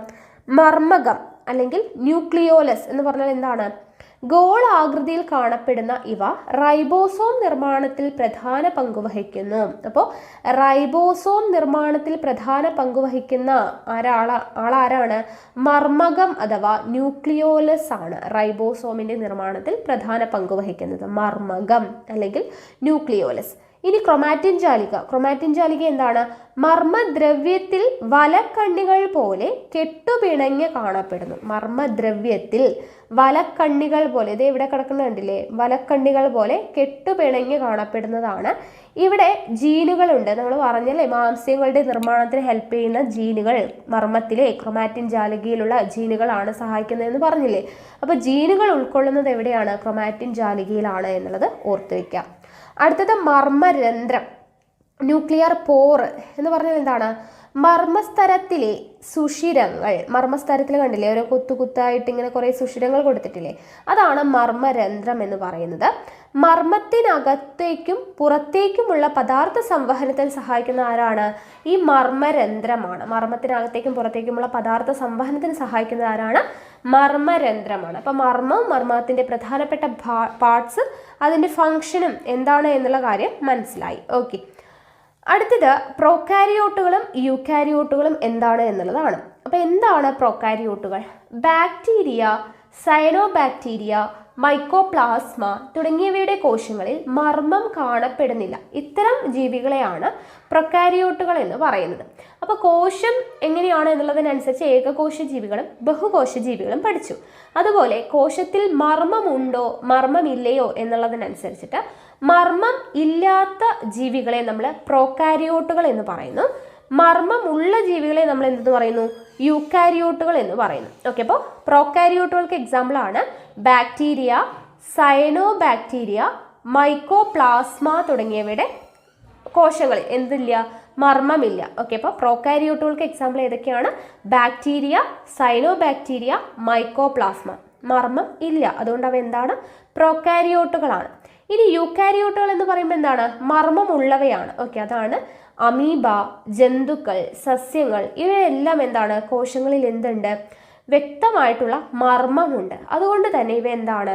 യൂക്കാരിയോട്ടുകൾ എന്നാണ് അറിയപ്പെടുന്നത്. ഓക്കെ, അപ്പം മർമ്മം ഉണ്ടെങ്കിൽ യൂക്കാരിയോട്ടും മർമ്മമില്ലെങ്കിൽ പ്രൊക്കാരിയോട്ടുമാണ്. ഓക്കെ, അത് ഓർത്തിരിക്കുക കേട്ടോ. ഇനി അടുത്തത് ജീവസ്തരങ്ങൾ. ഓക്കെ, എന്താണ് ജീവസ്തരങ്ങൾ എന്ന് പറയുന്നത് നോക്കാം. കോശത്തിന് ഒരു സ്തര ആവരണമുണ്ട്. നമ്മൾ പഠിച്ചല്ലേ, കോശസ്തരമുണ്ട്. അതുപോലെ ഇതാണ് എന്ത്? കോശത്തെ സമീപ കോശങ്ങളിൽ നിന്നും വേർതിരിക്കുന്നത് കോശസ്തരമാണ്. കോശത്തിന് മാത്രമല്ല, നമ്മൾ മർമ്മത്തിനും പഠിച്ചു അല്ലേ, മർമ്മത്തിനും എന്തുണ്ട്? മർമ്മസ്തരമുണ്ട്. അതുപോലെ ഓരോ കോശാംഗങ്ങൾക്കും ഒരു സ്തര ആവരണമുണ്ട്. അപ്പോൾ കോശങ്ങൾ തമ്മിലും കോശാംഗങ്ങളും കോശദ്രവ്യവും തമ്മിലും പദാർത്ഥ വിനിമയം നിയന്ത്രിക്കുന്നത് ഈ ജീവസ്തരങ്ങളാണ്. ഓക്കെ, അപ്പോൾ ജീവസ്തരങ്ങളാണ് എന്ത് ചെയ്യുന്നത്? കോശത്തിനുള്ളിലും ഓക്കെ കോശദ്രവ്യവും അതുപോലെ തന്നെ കോശങ്ങൾ തമ്മിലും കോശാംഗങ്ങളും കോശദ്രവ്യവും തമ്മിലുള്ള ഒരു എന്താണ് പദാർത്ഥ വിനിമയം നിയന്ത്രിക്കുന്നത് ആരാണ്? ജീവസ്തരങ്ങളാണ് എന്നുള്ളത് ഓർത്തു വയ്ക്കുക. ആവശ്യമായ പദാർത്ഥങ്ങളെ മാത്രം കടത്തിവിടുന്നതിനാൽ ഈ ജീവസ്തരങ്ങൾ അറിയപ്പെടുന്നത് എന്താണ്? വരണധാര്യസ്തരങ്ങൾ എന്നാണ്. സെലക്റ്റീവ്ലി പെർമിയബിൾ മെംബ്രെയിൻസ് എന്നാണ് അറിയപ്പെടുന്നത്. ഓക്കെ, അതായത് എന്താണ്? ഓരോ ശരീരത്തിനും ആവശ്യമായിട്ടുള്ള പദാർത്ഥങ്ങളെ മാത്രമാണ് അവ കടത്തിവിടുന്നത്. അപ്പോൾ ആവശ്യമുള്ളതിനെ മാത്രമായിട്ട് സെലക്ട് ചെയ്ത് കടത്തിവിടുന്നത് കൊണ്ട് തന്നെ സെലക്റ്റീവ്ലി പെർമിയബിൾ മെംബ്രെയിൻസ് അഥവാ വരണധാര്യസ്തരങ്ങൾ എന്നാണ് ജീവസ്തരങ്ങൾ അറിയപ്പെടുന്നത്. ഓക്കെ, അതൊന്ന് ജസ്റ്റ് വായിച്ചു നോക്കുക കേട്ടോ. ഇനി അടുത്തത് നോക്കാം. സസ്യകോശങ്ങളിൽ മാത്രം കാണപ്പെടുന്ന കോശാംഗങ്ങളാണ് ജൈവ കണങ്ങൾ അഥവാ പ്ലാസ്റ്റിഡ്സ് എന്ന് പറയുന്നത്. സസ്യകോശങ്ങളിൽ മാത്രം കാണപ്പെടുന്ന കോശാംഗങ്ങളാണ് ജൈവ കണങ്ങൾ അല്ലെങ്കിൽ പ്ലാസ്റ്റിഡ്സ്. ഇവ 3 തരം ഉണ്ട്. അതായത് വർണ്ണകണം അഥവാ ക്രോമോപ്ലാസ്റ്റ്, ഹരിതകണം അഥവാ ക്ലോറോപ്ലാസ്റ്റ്, ശ്വേതകണം അഥവാ ല്യൂക്കോപ്ലാസ്റ്റ്. ഓക്കെ, എന്തൊക്കെയാണ്? വർണ്ണകണം 3, പ്ലാസ്റ്റിഡ്സ് ജൈവകണങ്ങൾ 3 തരത്തിലുണ്ട്. ക്രോമോപ്ലാസ്റ്റ്, ക്ലോറോപ്ലാസ്റ്റ്, ല്യൂക്കോപ്ലാസ്റ്റ് എന്നിങ്ങനെ 3 തരത്തിലുണ്ട്. ഓക്കെ, വർണ്ണകണം, ഹരിതകണം, ശ്വേതകണം. അപ്പോൾ പ്രകാശ സംശ്ലേഷണം നിർവഹിക്കുന്നതിന് ഹരിതകണമാണ് നമ്മൾ പഠിച്ചില്ലേ, ക്ലോറോപ്ലാസ്റ്റിൽ വെച്ചിട്ടാണ് എന്ത് നടക്കുന്നത്? പ്രകാശ സംശ്ലേഷണം നടക്കുന്നത്. അപ്പോൾ അത് നമുക്കറിയാം. ഇനി വർണ്ണകണങ്ങളാണ് പൂക്കൾ, ഫലങ്ങൾ എന്നിവയ്ക്ക് നിറം നൽകുന്നത്. ഓക്കെ, വർണ്ണകണമാണ് പൂക്കൾക്കും പഴങ്ങൾക്കൊക്കെ നിറം നൽകുന്നത്. ഇനി വർണ്ണകണത്തിലെ ചില വർണ്ണങ്ങളാണ് സാന്തോഫിൽ. മഞ്ഞ നിറം നൽകുന്നത് സാന്തോഫിലാണ്. മഞ്ഞ കലർന്ന ഓറഞ്ച് നിറം നൽകുന്നത് ക്യാരറ്റിനെ ഓർത്തു കഴിഞ്ഞാൽ ഓറഞ്ച് നിറം നമുക്ക് ഓർക്കാൻ പറ്റും. അടുത്തത് ആന്തോസയാനിൻ, ചുവപ്പ് നിറം നൽകുന്നത്, പർപ്പിൾ നിറങ്ങൾ നൽകുന്നതൊക്കെ ആന്തോസയാനിൻ ആണ്. ഓക്കെ, ഇവയുടെ ഏറ്റക്കുറച്ചിലാണ് സസ്യഭാഗങ്ങൾക്ക് വിവിധ നിറങ്ങൾ നൽകുന്നത്. പ്രത്യേക നിറമില്ലാത്ത ജൈവകണങ്ങളാണ് ശ്വേതകണങ്ങൾ എന്ന് പറയുന്നത്. ആഹാരവസ്തുക്കളുടെ സംഭരണം നടക്കുന്ന കോശങ്ങളിൽ ശ്വേതകണങ്ങൾ കൂടുതലായി കാണപ്പെടുന്നു. പാകമാകുന്നതിനനുസരിച്ച് ഫലങ്ങളിലെ ഹരിതകണങ്ങൾ വർണ്ണകണങ്ങളായി മാറുന്നു. അന്നജം പഞ്ചസാരകളായി മാറുന്നു. ഇതാണ് പഴങ്ങളുടെ നിറമാറ്റത്തിനും രുചിമാറ്റത്തിനും പിന്നിലെ രഹസ്യം. അപ്പോൾ പഴങ്ങളുടെ നിറമാറ്റത്തിനും രുചിമാറ്റത്തിനും എന്താണ് ഭക്ഷണം പാകമാകുന്നതിനനുസരിച്ചിട്ട് ഫലങ്ങളിലെ ഹരിതകണങ്ങൾ വർണ്ണകണങ്ങളായിട്ട് മാറുന്നു. ഹരിതകണം എന്ന് പറയുമ്പോൾ പച്ചയായിരിക്കും, അത് വർണ്ണകണമായിട്ട് മാറുമ്പോൾ വിവിധ നിറങ്ങളിലാവും. അതാണ് പഴങ്ങളുടെ നിറമായിട്ട് മാറുന്നത്. പിന്നീട് അന്നജം എന്തായിട്ട് മാറും? പഞ്ചസാരയായിട്ട് മാറും. അന്നജം പഞ്ചസാരയായിട്ട് മാറുമ്പോൾ എന്താണ്? അവിടെ മധുരവും ഉണ്ടാകുന്നു. ഓക്കെ, അപ്പോൾ ഈ കോളം ഒന്ന് വായിക്കുക കേട്ടോ, ഇമ്പോർട്ടൻ്റ് തന്നെയാണ്, ഒന്ന് വായിച്ചു നോക്കി നോക്കുക. ഇനി ഇവിടെ ജന്തുകോശത്തിൻ്റെ പിക്ചർ കൊടുത്തിട്ടുണ്ട്. നമ്മൾ നേരത്തെ ജന്തുകോശത്തിനും സസ്യകോശത്തിൻ്റെയും ഡിഫറൻസ് 6ാം ക്ലാസ്സിലെ ചാപ്റ്ററിൽ ഒന്ന് പഠിച്ചല്ലേ. ഇനി ഇവിടെ നോക്കുക, സെൻട്രോസോം, ലൈസോസോം. നമ്മൾ സസ്യകോശത്തിൽ മാത്രമുള്ള 2 കാര്യങ്ങൾ നമ്മൾ പഠിച്ചു. എന്താണ്? കോശഭിത്തിയും അതുപോലെ തന്നെ പിന്നെ എന്താണ് പഠിച്ചത്? കോശഭിത്തി കൂടാതെ ഹരിതകണവും പഠിച്ചല്ലേ. കോശഭിത്തിയും ഹരിതകണവും എവിടെ മാത്രമേ ഉള്ളൂ? സസ്യകോശത്തിൽ മാത്രമേ ഉള്ളൂ. ഇനി ജന്തുകോശങ്ങളിൽ മാത്രം കാണപ്പെടുന്ന രണ്ട് കാര്യങ്ങളും കൂടിയാണ് നമ്മൾ പഠിക്കുന്നത്, സെൻട്രോസോമും ലൈസോസോമും. എന്താണെന്ന് നോക്കാം. സെൻട്രോസോം എന്ന് പറഞ്ഞു കഴിഞ്ഞാൽ ജന്തുകോശങ്ങളിൽ മാത്രം കാണപ്പെടുന്ന കോശാംഗമാണ് സെൻട്രോസോം. സസ്യകോശത്തിൽ മാത്രം കാണപ്പെടുന്നത് നമ്മൾ പഠിച്ചില്ലേ, അതുപോലെ ജന്തുകോശത്തിൽ മാത്രം കാണപ്പെടുന്നതാണ് സെൻട്രോസോം. കോശവിഭജനത്തിൽ പ്രധാന പങ്ക് വഹിക്കുന്ന സെൻട്രിയോളുകൾ കാണപ്പെടുന്നത് സെൻട്രോസോമിലാണ്. അപ്പോൾ സെൻട്രോസോമിലുള്ള സെൻട്രിയോളുകളാണ് എന്തിനു സഹായിക്കുന്നത്?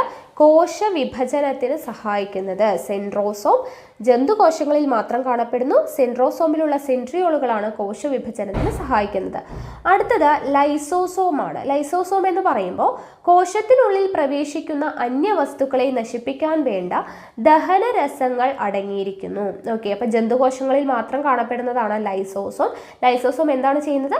കോശത്തിനുള്ളിൽ പ്രവേശിക്കുന്ന അന്യവസ്തുക്കളെ നശിപ്പിക്കാൻ വേണ്ട ദഹനരസങ്ങൾ, ഡൈജസ്റ്റീവ് എൻസൈംസ് പ്രൊഡ്യൂസ് ചെയ്യുന്നു. ഓക്കെ, അന്യവസ്തുക്കൾ ശരീരത്തിൽ പ്രവേശിക്കുമ്പോൾ അത് നശിപ്പിക്കാൻ വേണ്ടിയിട്ടുള്ള ദഹനരസങ്ങൾ അല്ലെങ്കിൽ ഡൈജസ്റ്റീവ് എൻസൈംസ് പ്രൊഡ്യൂസ് ചെയ്യുന്നത് ആരാണ്? ലൈസോസോമാണ്. അപ്പം ജന്തുകോശത്തിൽ മാത്രം കാണപ്പെടുന്നതാണ് സെൻട്രോസോം, ലൈസോസോം. സസ്യകോശത്തിൽ മാത്രം കാണപ്പെടുന്നതാണ് കോശഭിത്തി, അതുപോലെ തന്നെ ഹരിതകണം എന്ന് പറയുന്നത്. ഓക്കെ, അപ്പോൾ ഇത്രയുമാണ് നമ്മുടെ ഈ ഒരു ചാപ്റ്ററിൽ പഠിക്കാനുള്ളത്, 8ാം ക്ലാസ്സിലെ 1ാമത്തെ ചാപ്റ്റർ. അപ്പോൾ കോശം എന്താണ് എന്നുള്ള കാര്യം നമ്മൾ ഡീറ്റെയിൽഡ് ആയിട്ട് പഠിച്ചു. ഇനി പഠിക്കാനുള്ളത് കലകളെക്കുറിച്ചാണ്. അപ്പോൾ കലകളെക്കുറിച്ച് നമ്മൾ പഠിക്കുന്നത് 8ാം ക്ലാസ്സിലെ 2ാമത്തെ ചാപ്റ്ററിലൂടെയാണ്. കോശജാലങ്ങൾ എന്നാണ് ചാപ്റ്ററിൻ്റെ പേര്. ഓക്കെ, അപ്പം നമുക്കിവിടെ നോക്കാം. ശരീരത്തിൻ്റെ എല്ലാ ഭാഗത്തും ഒരേ ഇനം കോശങ്ങളാണോ കാണപ്പെടുന്നത്? നമ്മൾ കഴിഞ്ഞ ക്ലാസ്സിൽ പഠിച്ചു അല്ലേ. കോശങ്ങൾ എന്ന് പറയുന്നത് പലതരത്തിലുള്ള കോശങ്ങളുണ്ട്. ഇവിടെ ഒരു പിക്ചർ കൊടുത്തിരിക്കുന്നത് നോക്കൂ. നാഡീകോശങ്ങൾ, രക്തകോശങ്ങൾ, അസ്ഥികോശങ്ങൾ, പേശീകോശങ്ങൾ. അപ്പോൾ കോശം എന്ന് പറയുന്നത് പലതരത്തിലുള്ള കോശങ്ങൾ നമ്മുടെ ശരീരത്തിൽ കാണപ്പെടുന്നുണ്ട് അല്ലേ. അപ്പോൾ കോശങ്ങളിലെ വൈവിധ്യം എന്ന് പറഞ്ഞൊരു ബോക്സ് കൊടുത്തിട്ടുണ്ട്. എന്താണ്? മനുഷ്യ ശരീരത്തിൻ്റെ ഓരോ ഭാഗവും വിവിധ തരത്തിൽപ്പെട്ട കോടിക്കണക്കിന് കോശങ്ങൾ കൊണ്ടാണ് നിർമ്മിച്ചിരിക്കുന്നത്. നാഡീകോശങ്ങൾ, പേശീകോശങ്ങൾ, രക്തകോശങ്ങൾ, അസ്ഥികോശങ്ങൾ എന്നിങ്ങനെ മനുഷ്യ ശരീരത്തിൽ 200ഓളം വ്യത്യസ്ത ഇനം കോശങ്ങളുണ്ട്. ഓക്കെ, നമ്മൾ പഠിച്ചതാണല്ലേ. പലതരത്തിലുള്ള കോശങ്ങളാണ് മനുഷ്യ ശരീരത്തിൽ കാണപ്പെടുന്നത്. നാഡീകോശം, പേശീകോശം, രക്തകോശം, അസ്ഥികോശം എന്നിങ്ങനെ 200ഓളം വ്യത്യസ്ത ഇനം കോശങ്ങൾ എവിടെയുണ്ട്? നമ്മുടെ മനുഷ്യരുടെ ശരീരത്തിൽ ഉണ്ട്. ഓക്കെ, ഇനി നോക്കാം. ഈ കോശങ്ങളുടെ ക്രമീകൃതവും നിയന്ത്രിതവുമായ പ്രവർത്തനമാണ് ശരീരത്തിൻ്റെ സുസ്ഥിതിക്കാധാരം അല്ലേ. നമ്മുടെ കോശങ്ങളുടെ കറക്റ്റായിട്ടുള്ള പ്രവർത്തനമാണ് നമ്മുടെ ശരീരത്തിൻ്റെ സുസ്ഥിതിക്കാധാരം. കോശങ്ങൾ ഒറ്റയ്ക്കൊറ്റയ്ക്ക് പ്രവർത്തിക്കാതെ സമാന കോശങ്ങളുടെ കൂട്ടായ്മകളായിട്ടാണ് പ്രവർത്തിക്കുന്നത്. ഇത്തരം കോശജാലങ്ങളെ കലകൾ എന്ന് വിളിക്കുന്നു. ഓക്കെ, ഓരോ കോശവും തന്നെ നിൽക്കാതെ ഓരോ കോശങ്ങളുടെ കൂട്ടമായിട്ടാണ് പ്രവർത്തിക്കുന്നത്. അപ്പം ഇങ്ങനെ കോശങ്ങളുടെ കൂട്ടത്തെയാണ് നമ്മൾ എന്തെന്ന് പറയുന്നത്? കലകൾ എന്ന് പറയുന്നത്. കലകൾ എന്ന് വെച്ചാൽ എന്താണ്? കോശങ്ങളുടെ ഒരു കൂട്ടമാണ്. ഓക്കെ, കിട്ടിയോ? കലകൾ എന്ന് പറയുന്നത് കോശം എന്താണെന്ന് നമ്മൾ പഠിച്ചു. കോശങ്ങളുടെ ഒരു കൂട്ടായ്മയാണ്. കൂട്ടത്തോട് കൂടിയിട്ടാണ് കോശങ്ങൾ പ്രവർത്തിക്കുന്നത്. ആ കൂട്ടത്തെയാണ് നമ്മൾ കലകൾ അല്ലെങ്കിൽ ടിഷ്യൂസ് എന്ന് പറയുന്നത്. ഓക്കെ, നോക്കുക. അപ്പം എന്താണ് കലകൾ? ഒരേ കോശത്തിൽ നിന്ന് രൂപപ്പെട്ടതും ഒരു പ്രത്യേക ധർമ്മം നിർവഹിക്കുന്നതുമായ സമാന കോശങ്ങളുടെ കൂട്ടമാണ് കലകൾ. എന്താണ് കലകൾ? ഒരേ കോശത്തിൽ നിന്നും രൂപപ്പെട്ടതും ഒരു പ്രത്യേക ധർമ്മം നിർവഹിക്കുന്നതുമായിട്ടുള്ള സമാന കോശങ്ങളുടെ കൂട്ടമാണ്. സമാന കോശങ്ങളുടെ കൂട്ടമാണ് എന്ത്? കലകൾ എന്ന് പറയുന്നത്. ബഹുകോശ ജീവികളായ ജന്തുക്കളിലും സസ്യങ്ങളിലും വിവിധ ഇനം കലകളുണ്ട്. വൈവിധ്യമാർന്ന ശാരീരിക ധർമ്മങ്ങൾ കാര്യക്ഷമമായി നിർവഹിക്കുന്നതിന് കലകളുടെ ഒന്നിച്ചുള്ള പ്രവർത്തനം സഹായിക്കുന്നു. അപ്പോൾ കലകൾ എന്ന് പറഞ്ഞാൽ ഇത്രയേ ഉള്ളൂ. ഒരേ കോശത്തിൽ നിന്ന് രൂപപ്പെട്ടതാണ്. അവയ്ക്ക് എന്താണ്? ഒരു പ്രത്യേക ധർമ്മം നിർവഹിക്കാനായിട്ട് ഉണ്ടാകും. അങ്ങനെയുള്ള സമാന കോശങ്ങളുടെ കൂട്ടത്തെയാണ് എന്തെന്ന് പറയുന്നത്? കലകൾ എന്ന് പറയുന്നത്. അപ്പോൾ അവരുടെ ധർമ്മം അനുസരിച്ച് വിവിധ തരത്തിലുള്ള കലകൾ നമുക്ക് പഠിക്കാനുണ്ട്. അപ്പോൾ അതിനിവിടെ നോക്കുക. കുറച്ച് കലകളുടെ ഒരു ടേബിൾ കൊടുത്തിട്ടുണ്ട്. ഇവിടെ നമുക്ക് വിത്തുകോശങ്ങൾ എന്നൊക്കെ പറഞ്ഞിട്ടുണ്ട്. അതൊന്നും നമുക്ക് ആവശ്യമില്ല. ഇവിടെ നോക്കുക. ജന്തുകലകൾ. അതായത് കലകൾ നമ്മൾ പറഞ്ഞില്ലേ, പല തരത്തിലുള്ള കലകളുണ്ട് ഫങ്ഷൻ അനുസരിച്ചിട്ട്. അപ്പോൾ ആദ്യത്തേത് ആവരണകല. ആവരണകല അഥവാ എപ്പിത്തീലിയൽ ടിഷ്യൂ എന്ന് പറയുന്നത് എന്താണ്? നമ്മുടെ ശരീരത്തെ പൊതിഞ്ഞു സൂക്ഷിക്കുന്ന കലകളാണ് ആവരണകല. ആവരണം എന്ന് പറയുമ്പോൾ തന്നെ എന്താണ്? പൊതിഞ്ഞു സൂക്ഷിക്കുക എന്നുള്ള ഒരു അർത്ഥമല്ലേ. അപ്പോൾ ആവരണകല എന്ന് പറയുന്നത് എന്താണ്? നമ്മുടെ ശരീരത്തെ പൊതിഞ്ഞു സൂക്ഷിക്കുന്നു. അന്നപഥത്തിന്റെ ഉൾഭിത്തിയെ ആവരണം ചെയ്യുന്നു. അന്നപഥത്തിന്റെ ഉൾഭിത്തിയെ ആവരണം ചെയ്യുന്നത് ആരാണ്? ആവരണകലയാണ്. സംരക്ഷണം, ആഗിരണം, സ്രവങ്ങളുടെ ഉൽപാദനം എന്നീ ധർമ്മങ്ങൾ നിർവഹിക്കുന്നു. അപ്പോൾ ആവരണകലയുടെ ഫങ്ഷൻസ് എന്തൊക്കെയാണ്? ശരീരത്തെ പൊതിഞ്ഞു സൂക്ഷിക്കുന്നു, അന്നപഥത്തിന്റെ ഉൾഭിത്തിയെ ആവരണം ചെയ്യുന്നു, സംരക്ഷണം, ആഗിരണം, സ്രവങ്ങളുടെ ഉൽപാദനം എന്നീ ധർമ്മങ്ങൾ നിർവഹിക്കുന്നു. ഇത്രയാണ് ആവരണകലയുടെ ഫങ്ഷൻസ് എന്ന് പറയുന്നത്.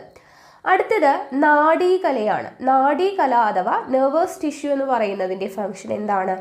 ശാരീരിക പ്രവർത്തനങ്ങൾ നിയന്ത്രിക്കുകയും ഏകോപിപ്പിക്കുകയും ചെയ്യുന്നത് ആരാണ്? നാഡീകലയാണ്. ഓക്കെ, ശാരീരിക പ്രവർത്തനങ്ങൾ നിയന്ത്രിക്കുകയും ഏകോപിപ്പിക്കുകയും ചെയ്യുന്നത് നാഡീകലയാണ്. ഇനി ശരീരത്തിനകത്തും പുറത്തും ഉണ്ടാകുന്ന മാറ്റങ്ങൾ തിരിച്ചറിഞ്ഞ് പ്രതികരിക്കാൻ സഹായിക്കുന്നു. നമ്മുടെ ശരീരത്തിനകത്തും പുറത്തും ഉണ്ടാകുന്ന മാറ്റങ്ങളൊക്കെ തിരിച്ചറിഞ്ഞിട്ട് അതിനനുസരിച്ച് പ്രതികരിക്കാൻ സഹായിക്കുന്നത് ആരാണ്? നാഡീകലയാണ്. ഓക്കെ, ഇപ്പം നാഡീകലയുടെ ഫംഗ്ഷൻ എന്താണെന്ന് മനസ്സിലായി, ആവരണകല എന്താണെന്ന് മനസ്സിലായി. ഓക്കെ, ഫങ്ഷൻസ് ഇമ്പോർട്ടൻ്റ് ആണ്, പഠിക്കുക. അടുത്തത് പേശീകല അഥവാ മസ്കുലർ ടിഷ്യൂ. എന്താണ് പേശീകലയുടെ ഫംഗ്ഷൻ എന്ന് പറയുന്നത്? സങ്കോചിക്കാനും പൂർവസ്ഥിതി പ്രാപിക്കാനുമുള്ള കോശങ്ങൾ. ഓക്കെ, സങ്കോചിക്കാനും പൂർവസ്ഥിതി പ്രാപിക്കാനും കഴിവുള്ള കോശങ്ങൾ അടങ്ങിയിരിക്കുന്ന എവിടെയാണ്? പേശീകലയിലാണ്. ശരീരചലനം സാധ്യമാക്കുന്നു. നമ്മുടെ ശരീരം നമ്മുടെ ഇഷ്ടാനുസരണം നമുക്ക് ചലിപ്പിക്കാനൊക്കെ പറ്റുന്നുണ്ട് അല്ലേ. അപ്പോൾ ശരീരത്തിൻ്റെ ചലനം സാധ്യമാക്കുന്നത് പേശീകലയാണ്. സങ്കോചിക്കാനും പൂർവസ്ഥിതി പ്രാപിക്കാനും കഴിവുള്ള കോശങ്ങളാണ്. ശരീരചലനം സാധ്യമാക്കുന്നത് പേശീകലയാണ്.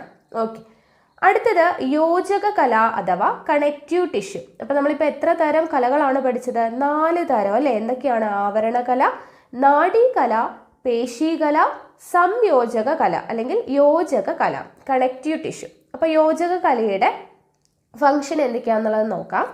മറ്റു കലകളെ പരസ്പരം ബന്ധിപ്പിക്കുകയോ അവയ്ക്ക് താങ്ങായി പ്രവർത്തിക്കുകയോ ചെയ്യുന്നു. അസ്ഥി, തരുണാസ്ഥി, നാരുകല, രക്തം തുടങ്ങിയവ വിവിധ യോജക കലകളാണ്. നമ്മൾ ഓരോ വരി വായിക്കുമ്പോഴും അവിടെ നിന്നും ഉള്ള ചോദ്യങ്ങളും കൂടെ പ്രതീക്ഷിച്ചിട്ട് വേണം വായിക്കാനായിട്ട് കേട്ടോ. അപ്പോൾ ഇവിടെ നോക്കുക, മറ്റു കലകളെ പരസ്പരം ബന്ധിപ്പിക്കുകയോ അവയ്ക്ക് താങ്ങായി വർത്തിക്കുകയോ ചെയ്യുന്നത് ആരാണ്? യോജക കലയാണ്.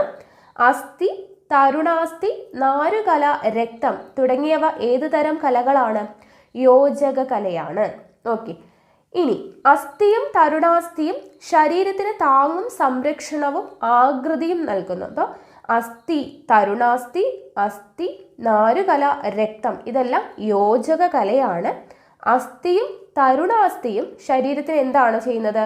താങ്ങും സംരക്ഷണവും ആകൃതിയും നൽകുന്നതാണ് അസ്ഥി അല്ലേ. നമ്മുടെ അസ്ഥികൾ കാരണമാണ് നമ്മുടെ ശരീരത്തിന് ഒരു പ്രത്യേക ആകൃതി കിട്ടുന്നത്. അപ്പം അസ്ഥിയും തരുണാസ്ഥിയും ശരീരത്തിന് താങ്ങും സംരക്ഷണവും ആകൃതിയും നൽകുന്നു. നാരുകല, ഫൈബ്രസ് ടിഷ്യൂ എന്താണ് ചെയ്യുന്നത്? നാരുകല ഇതര കലകളെ തമ്മിൽ ബന്ധിപ്പിക്കുന്നു. ഓക്കെ, വ്യത്യസ്തമായിട്ടുള്ള കലകളെ തമ്മിൽ ബന്ധിപ്പിക്കുന്നു. ഓക്കെ, നാരുകല എന്താണ് ചെയ്യുന്നത്? ഇതര കലകളെ തമ്മിൽ ബന്ധിപ്പിക്കുകയാണ് ചെയ്യുന്നത്. അടുത്തത് രക്തം. രക്തം എന്താണ് ചെയ്യുന്നത്? പദാർത്ഥ സംവഹനം, രോഗപ്രതിരോധം മുതലായ ധർമ്മങ്ങളാണ് രക്തം നിർവഹിക്കുന്നത്. അപ്പോൾ യോജക കല വളരെയധികം ഇമ്പോർട്ടൻ്റ് ആണ്. നമ്മുടെ ശരീരത്തിൽ ഏറ്റവും കൂടുതൽ കാണപ്പെടുന്നത് എന്താണ്? യോജക കലയാണ്. അപ്പോൾ യോജക കല എന്താണ്? മറ്റു കലകളെ പരസ്പരം ബന്ധിപ്പിക്കുകയോ അവയ്ക്ക് താങ്ങായി വർത്തിക്കുകയോ ചെയ്യുന്നതാണ് യോജക കല. അസ്ഥി, തരുണാസ്ഥി, നാരുകല, രക്തം തുടങ്ങിയവ വിവിധ യോജക കലകളാണ്. അസ്ഥിയും തരുണാസ്ഥിയും എന്താണ് ചെയ്യുന്നത്? നമ്മുടെ ശരീരത്തിന് താങ്ങും സംരക്ഷണവും ആകൃതിയും നൽകുന്നു. നാരുകല ചെയ്യുന്നത് എന്താണ്? ഇതര കലകളെ തമ്മിൽ ബന്ധിപ്പിക്കുന്നു. രക്തം എന്താണ് ചെയ്യുന്നത്? പദാർത്ഥ സംവഹനം, രോഗപ്രതിരോധം മുതലായ ധർമ്മങ്ങൾ നിർവഹിക്കുന്നു. ഓക്കെ, കിട്ടിയല്ലോ. ഇനി യോജക കലയെക്കുറിച്ച് കുറച്ച് കാര്യങ്ങൾ ഇവിടെ ഒരു കോളത്തിൽ കൊടുത്തിട്ടുണ്ട്. പേര് സൂചിപ്പിക്കുന്നത് പോലെ പ്രധാനമായും മറ്റു കലകളെ പരസ്പരം യോജിപ്പിക്കുന്ന ധർമ്മമാണ് ആർക്കുള്ളത്? യോജക കലകൾക്കുള്ളത്. ഓക്കെ, മറ്റു കലകളെ പരസ്പരം യോജിപ്പിക്കുന്ന ധർമ്മമാണ് ആർക്കുള്ളത്? യോജക കലയ്ക്ക് ഉള്ളത്. മറ്റു കലകളെ പരസ്പരം യോജിപ്പിക്കുക. പേശികളെ അസ്ഥിയുമായി ബന്ധിപ്പിക്കുന്ന ടെൻഡനുകൾ.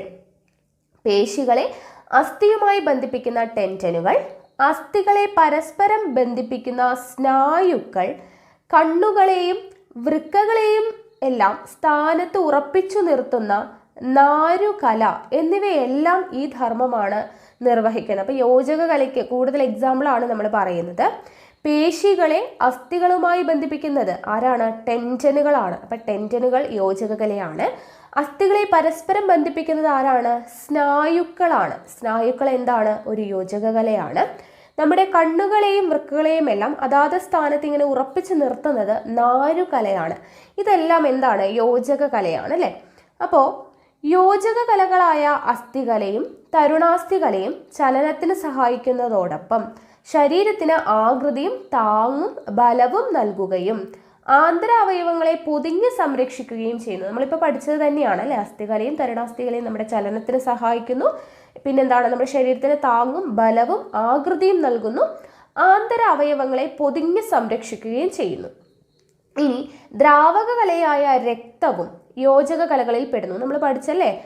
ശ്വസനവാതകങ്ങളുടെയും പോഷകങ്ങളുടെയും സംവഹനം, പദാർത്ഥ സംവഹനമാണ് രക്തത്തിന്റെ പ്രധാന ഫംഗ്ഷൻ എന്ന് പറഞ്ഞു. അതായത് ശ്വസനവാതകങ്ങളുടെയും പോഷകങ്ങളുടെയും സംവഹനം, രോഗപ്രതിരോധം തുടങ്ങി വ്യത്യസ്തമായ ധർമ്മങ്ങളാണ് ആര് നിർവഹിക്കുന്നത്? രക്തം നിർവഹിക്കുന്നത്. ശരീരത്തിൽ ഏറ്റവും കൂടുതൽ കാണപ്പെടുന്നതും ഏറ്റവും വൈവിധ്യമാർന്നതുമായ കലകളാണ് എന്ത്? യോജക കലകൾ. അപ്പോൾ ശരീരത്തിൽ ഏറ്റവും കൂടുതൽ കാണപ്പെടുന്ന കല ഏതാണ് എന്ന് ചോദിച്ചു കഴിഞ്ഞാൽ യോജക കലയാണ്. ഓക്കെ. അപ്പോൾ